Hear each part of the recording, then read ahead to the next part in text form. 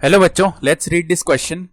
The area in square units of the region bounded by the curves x square plus 2y minus 1 is equal to 0, y square plus 4x minus 4 is equal to 0 and y square minus 4x minus 4 is equal to 0 in the upper half plane is. तो यहाँ पे देखो, हमें ये area बताना है जो कि इन कर्व से बाउंड हो रहा है अपर हाफ प्लेन में। स्टार्ट कर लेते हैं की कॉन्सेप्ट से, ठीक है। तो की कॉन्सेप्ट क्या कहता है, देखो यहाँ पे की कॉन्सेप्ट। तो हम जानते हैं कि integration of x raise to power n with respect to x is x raise to power n plus 1 upon n plus 1 plus C, जहां पे n कोई भी कांस्टेंट हो सकता है -1 के अलावा, ठीक है। तो अब देखो यहाँ पे डायग्राम बना लेते हैं सबसे पहले इसको समझने के लिए। तो ये हमारा क्या हो गया, y एक्सिस हो गया और इसी तरीके से हमारा x एक्सिस हो गया, सही है। तो अब देखो ये जो हमारे पास सबसे पहले कर्व है, कौन सा कर्व हम बना रहे हैं, हम बना रहे हैं y square minus 4x minus 4। तो ये कर्व कुछ इस तरीके से बनेगा। देखो यहाँ पे इस कर्व को अगर बनाना है तो ये कुछ इस तरीके से बनेगा, ठीक है। फिर जो सेकंड कर्व है, कौन सा कर्व, वाई स्क्वायर, ये वाला कौन सा कर्व बनाया हमने, y square minus 4x minus 4 is equal to 0। इसी तरीके से एक दूसरा कर्व है y square plus 4x minus 4 is equal to 0। तो ये इसका जस्ट इमेज कर लो उल्टा, ठीक है। तो ये इस तरीके से बन जाएगा,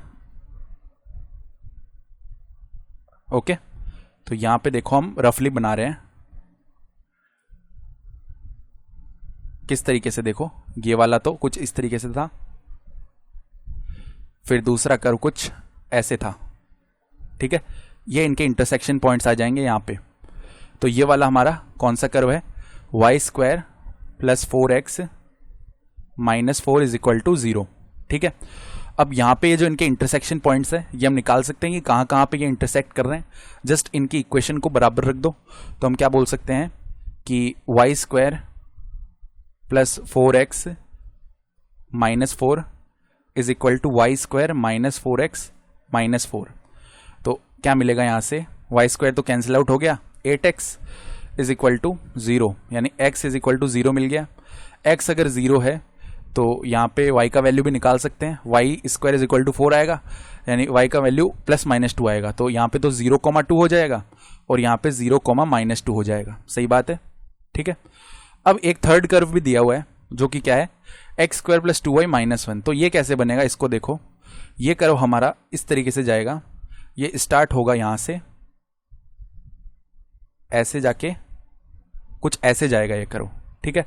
और हमें कौन सा एरिया फाइंड आउट करना है, हमें ये वाला एरिया फाइंड आउट करना है, ऊपर वाला एरिया, अपर हाफ प्लेन वाला एरिया, ठीक है। तो ये कंप्लीट एरिया हमें निकालना है। ये एरिया निकालने के लिए हम क्या करते हैं, यहाँ पे ये जो कर्व बनाया हमने, ये कौन सा कर्व था, x square plus 2y minus 1 is equal to 0। यहाँ पे पॉइंट्स मार्क कर लेते हैं, ये ए पॉइंट है और इसके कोऑर्डिनेट्स हैं। कैसे निकालेंगे इसके कोऑर्डिनेट्स वो देखते हैं। एक्स एक्सिस पे हम जानते हैं y इज इक्वल टू 0 होता है, तो यहाँ पे हम क्या करते हैं, y इज इक्वल टू 0 रख देते हैं, y square plus 4x minus 4 is equal to 0। Y 0 रखा तो 4x इज इक्वल टू 4 आएगा, यानी x का वैल्यू 1, तो यहाँ पे 1 हो जाएगा और y कोऑर्डिनेट 0 है। इसी तरीके से सिमेट्री से यहाँ पे -1,0 आ जाएगा, ठीक है।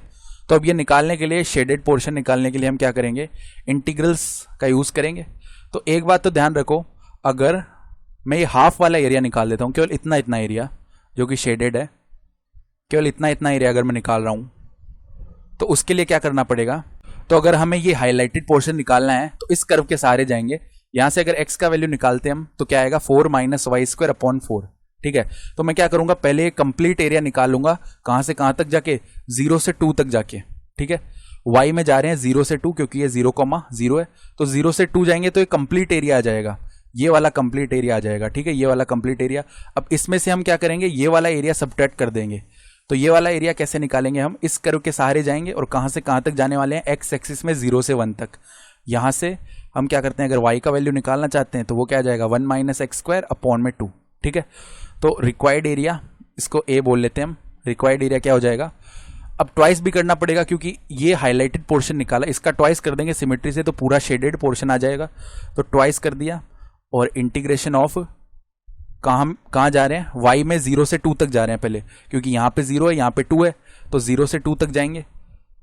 तो इंटीग्रेशन ऑफ 0 to 2 और यहाँ पे x dy के फॉर्म में आएगा और x हमने लिख चुके हैं 4 minus y square upon 4 dy, ये आ गया।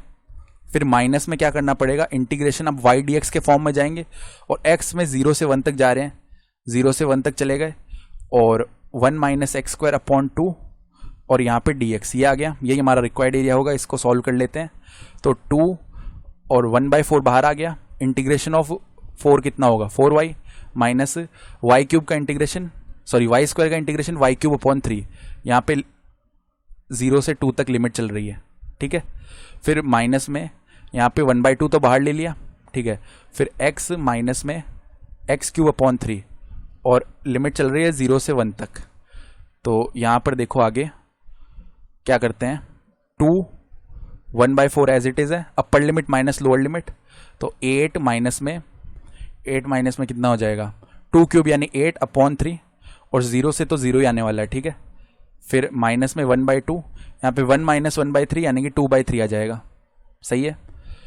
तो फर्दर क्या होगा, यहाँ पे 2 से 2 डिवाइड हो जाएगा एक बार और यहाँ पे अगर एलसीएम लिया अंदर तो 2 1/4 मल्टीप्लाई में 24 में से अगर 8 गया तो आएगा 16, तो 16 अपॉन 3 माइनस में 1/3, यहाँ पे क्या होगा 4 डिवाइड कर देगा 16 को 4 टाइम्स, तो 4/3 माइनस 1/3 यानी कि 3/3 जो कि 1 होता है, तो 2 आ जाएगा 2 स्क्वायर यूनिट।